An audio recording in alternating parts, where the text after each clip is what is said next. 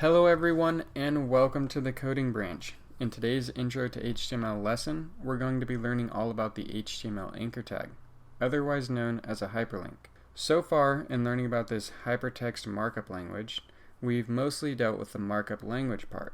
Now we'll be dealing with the hypertext part, which is defined as a link that is represented with a word. And these hyperlinks are essentially what we traverse the World Wide Web with. Hence, why a link will start with www. A link will get you from one point of the internet to another, and we use them all day long without even thinking twice. Now, let's get into the code.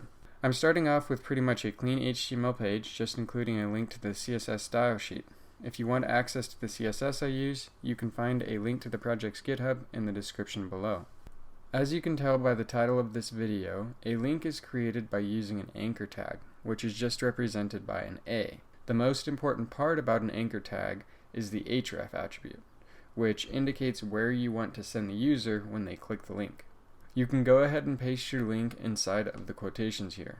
Next, the client needs to know what they're clicking on, so we'll add a title to the link, save the code, and voila! You now harness the power to send someone anywhere on the web. As you can see over here, when you click on the link, it turns from blue to purple.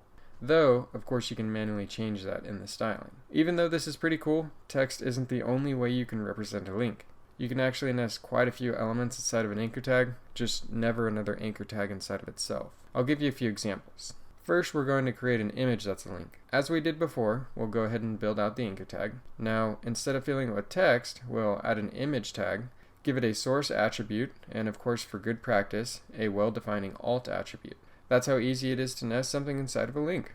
You can tell an image is a link when you hover your mouse over it and your cursor changes to a pointer. On PC, you can also see where the link is going to be sending you on the bottom left-hand corner of the browser.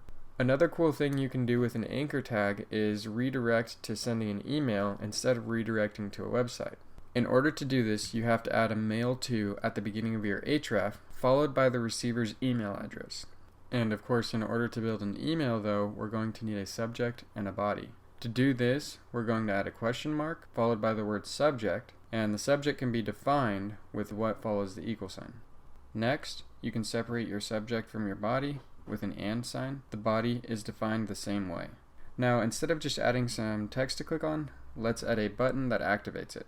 Go ahead and save your button, and there you have it. Your email is ready to send. There are a few more attributes that you can use with the anchor tag, but in this video I covered the most common use cases for a hyperlink.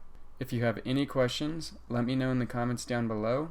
If you enjoy this type of shorthanded content, leave a like and don't forget to subscribe on the way out.